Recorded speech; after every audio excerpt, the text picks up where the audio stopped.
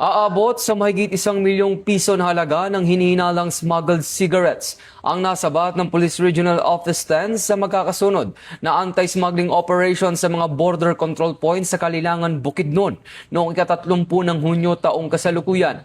Sa unang operasyon, isang abandonadong sasakyan ang natagpuan matapos maaksidente malapit sa checkpoint sa barangay Malinaw.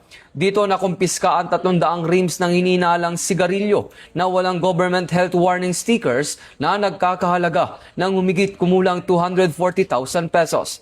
Sa ikalawang operasyon, naaresto naman ang isang 20 anyos na lalaki na nakilalang si alias Kikim matapos maharang ang minamaneho nitong sasakyan sa barangay Pamotolon.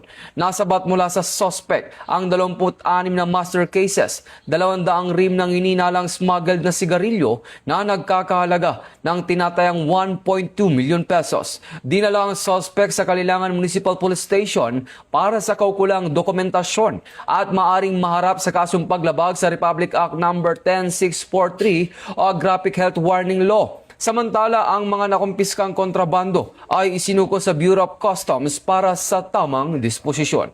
Mula dito sa National Headquarters ng Philippine National Police, ako ang inyong PNN correspondent, Patrolman Edwin Baris, alagad ng batas, tagataguyod ng Balitang Pulis.